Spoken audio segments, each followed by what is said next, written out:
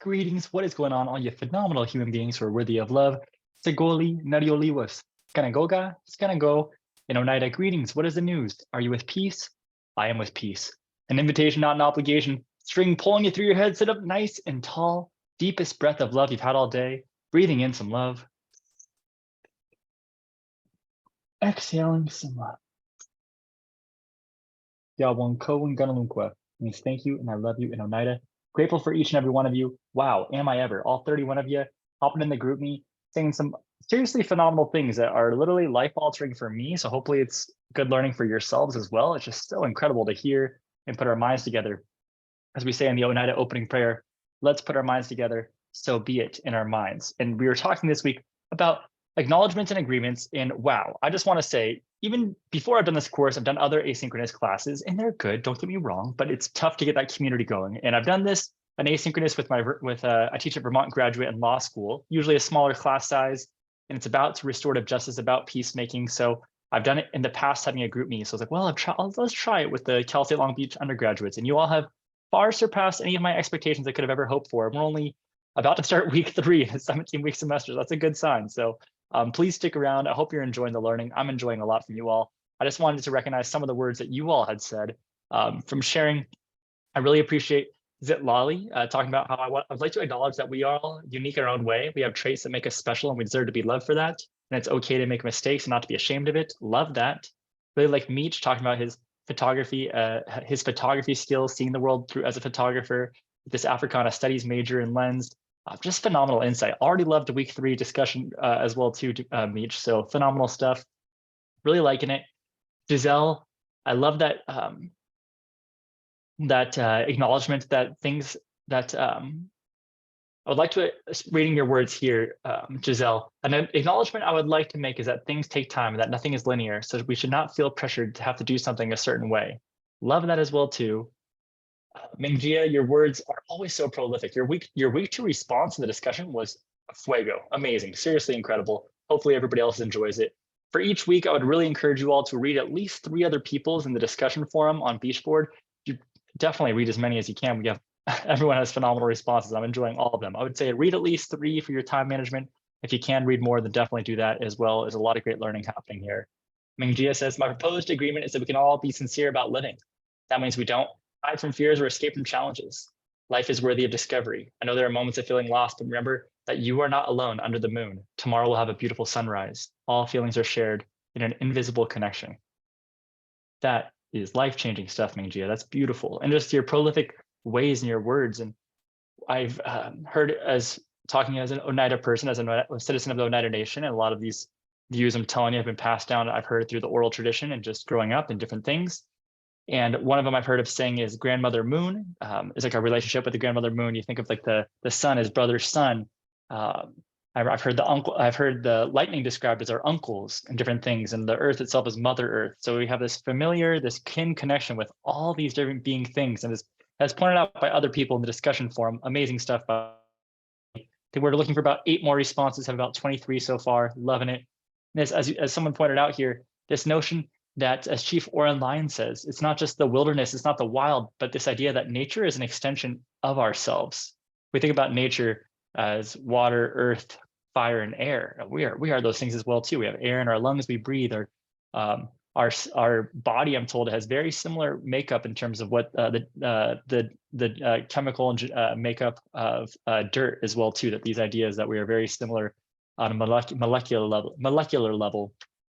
This idea that our bodies, to my understanding, are approximately 60% or more water as well too, that our planet being about 70%, and just that being an important part. And even like the heat that we can create within ourselves as well too. When we're working out, that heat, that strength of, used to practice yoga, still practice yoga, but when I worked at a studio, even learning about it, and this idea of like this breath of fire, how you like your breath and your heat and your body heat can produce it as well too. So we are very much it's not us in nature, but it's an extension of ourselves. And as Chief Oren Lyon says, if we were to truly view nature as an extension of ourselves, as these relatives of being Mother Earth, Grandmother Moon, brother Sun, the uncles being lightning, and many other relatives, what would that look like? And how do we, instead of exploiting, but living in harmony, living in peace, with this attitude of gratitude, with sharing and caring, and just really loving it, really am. Some other responses here from Sam. loves this, that acknowledgement that life is different for each and every one of us. There's no need to compare yourself to others. Everyone makes, everyone moves at different paces, which is completely fine. What is meant for you will not pass you up. When you focus on comparing yourselves, we will waste our energy on others' lives rather than our own. Just love that as well too.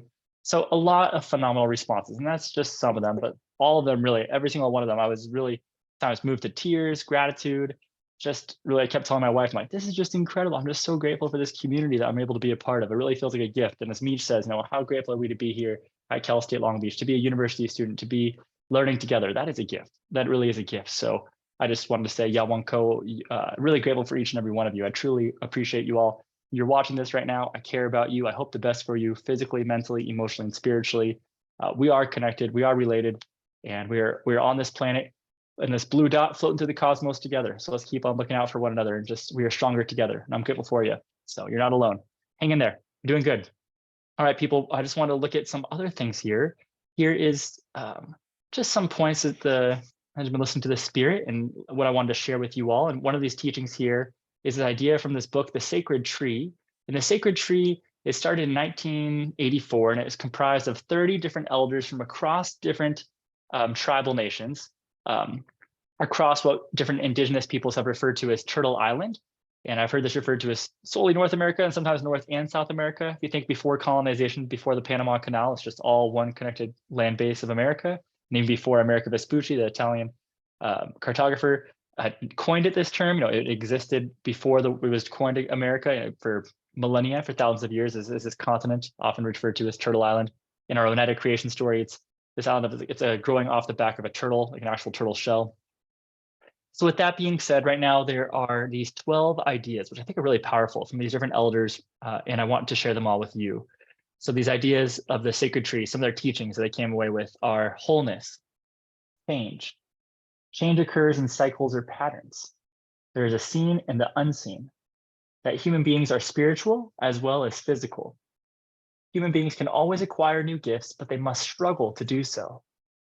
There are 4 dimensions of true learning. Spiritual dimension has 4 related capacities. Human beings must be active participants in the unfolding of their own potentialities. The doorway of the will or volition must be passed through if someone wishes to become more or different than they are now. Anyone who sets out will be aided. The only source of failure on a journey will be the traveler's own failure to follow the teachings of the sacred tree. So some powerful ideas there, and I wanted to share with you some other images that come from that book as well too. And I used that in my dissertation and asked the publishers in the book for permission to use the images, and they were thrilled, and they're like, yes, please, please share these with others as well too. So this medicine wheel, this ancient symbol, and it can talk about many different things. We talked about a little bit before and what those things stand for, but I just wanted to show you these symbols here. This is one of ways that physical, mental, spiritual, and emotional, that these 4 capacities in each and every one of us as well. We also have this idea of volition. So what is this word of volition? And it's this idea when we're doing these things, you have attention or concentration, which then can lead to goal setting. And if you have that goal setting, you initiate an action, where then if you have perseverance to go after that action, you can complete that action. So if you can imagine it, it's a pretty interesting little image here. And I'm seen the film Donnie Darko. I'm not sure if anyone's ever seen that film before too, but it has these little bubble tunnel things that come out of people. And this one part of the movie where the idea of kind of seeing people's volition or will, and they're following these things. Anyways, it's an interesting parallel here. But this right here is talking about when we have vision, and this is that the physical, mental, spiritual, emotional, that you have your volition, so your will, when you're going through these different things, which and that's your vision when you're able to see these things, what you're moving towards as well too. So I think it was just a pretty, I really appreciate the articulation of points, just the ability to put words to these thoughts and to these feelings, some things that I had experienced growing up and I wasn't able to fully articulate until I had came across this book and from different people who had referred to this book in different readings and different things and articles.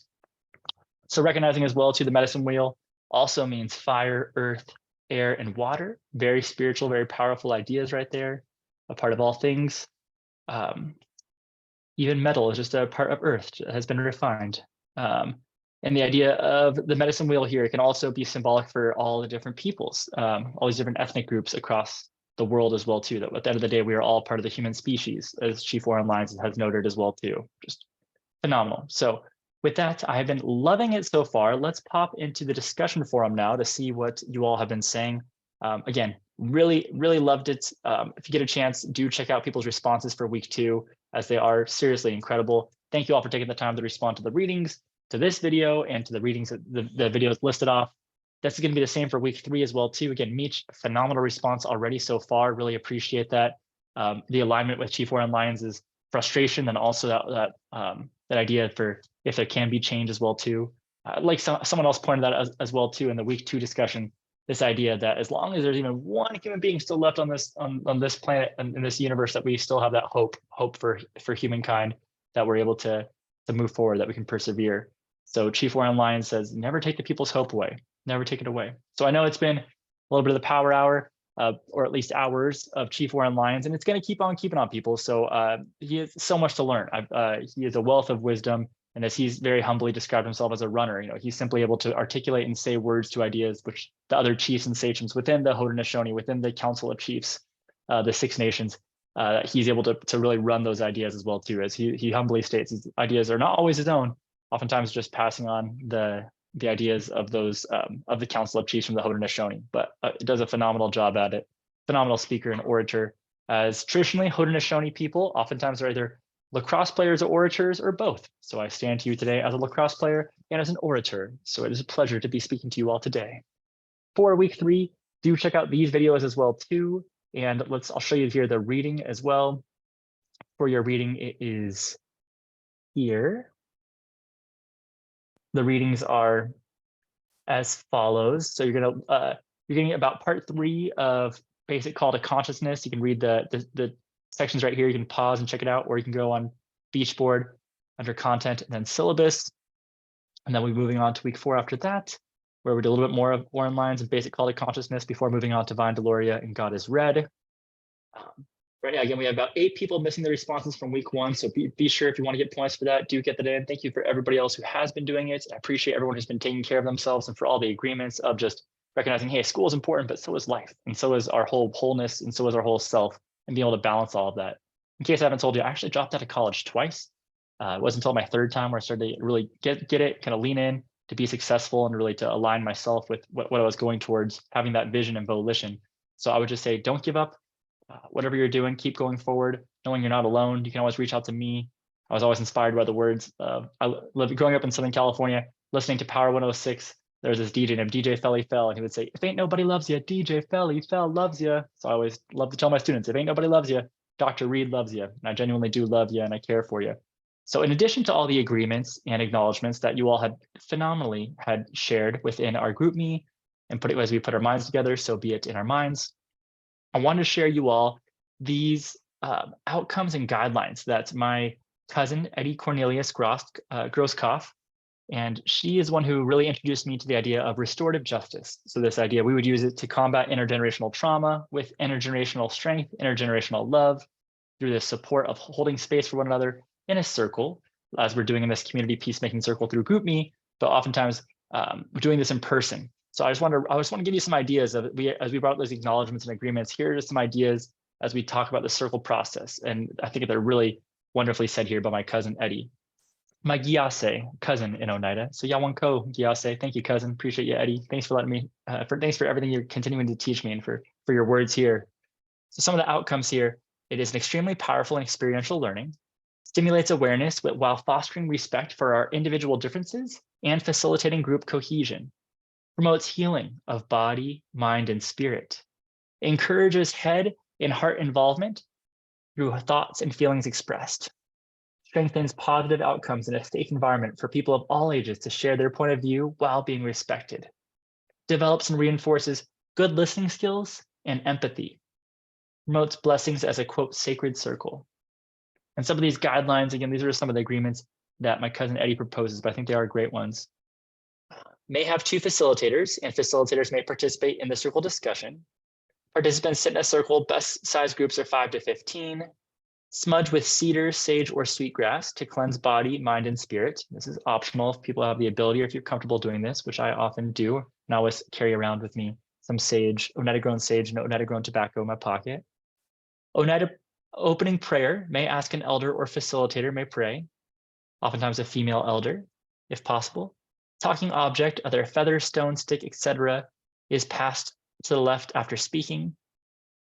Giving full attention to the speaker without interruption, being compassionate and supportive in each other's healing. Speak from the heart in a positive manner. Be courageous to share your head and your heart, which are your thoughts and your feelings. All comments are addressed to the discussion or issue, not comments to another participant. Listen in a non-judgmental way. No negative comments towards self or others. Make everyone feel invited to respond, but passing is acceptable. No judgmental comments by facilitators, such as good comment, but may ask for clarification. Send loving thoughts and feelings to each speaker during their times of speaking. Respect and value others' points of views. Words can be medicine to one another. Experiential learning and empathy are key components to focus on. Some of these ideas, I remember just when Eddie was teaching me about this, my cousin, she was saying, TJ, we as Native people, we do not have a monopoly on trauma. We don't have a monopoly on pain. We don't have a monopoly on abuse or alcoholism or addiction. She's saying, these are things that all people struggle with, all peoples need help with. But TJ, when you give someone the gift of empathy, you can change their life. To be able to see the world through someone else's eyes, that is a gift that can change someone's life forever. And I just think that's so powerful. And another circle practitioner I've heard is Don Coyhis from the Mohican Nation, and he talks about this idea that when people are smudging, when you're burning this oftentimes sage, and you're putting it around your body as this spiritual layer of protection, as also a physical layer as well too. But he talks about when you're smudged that you look to combine your head and your heart, and the reason is this 18 inches between your head and your heart is the longest journey a human being will make in their lifetime. I love that note from Don Coyhis, and I've heard other of my colleagues and my friends talking about when you smudge, the idea that you're doing it you're smudging your hands to do good things, you're smudging your head to do good thoughts, and you're smudging it all around your body as well too. Just some ideas I wanted to share with you all. You have been fantastic people. I've been Dr. Reed, giving you what you need. You have been phenomenal people. Keep on keeping on. I just want to say thank you all so much. Shout out to all of our classmates here. Just want to say shout out to Sam, Jesus, Mary, Lucas, Nick, Giselle, Veronica, Jess, Zitlali, Michelle, Mingjia, Lita, Diana, Skippy, Anna, Stephen, Tatum, Kiki, Ruby, Cassandra, Julian, Jelly, Meech, Maisie, Jane, Adrian, Olivia, Savannah, Abby, Vivian, and Nat. You are all human beings who are worthy of love. Taking the deepest breath of love you've had all day. Breathing in some love. Exhale some love. Just with that, I say Yawanko, Kanolunkwa Nugiwa, means thank you, I love you. Until next time on Oneida. Take care, class. Reach out to me if you have any questions, and I'll see you in the group meet in the discussion boards on Beachboard. All the best to you.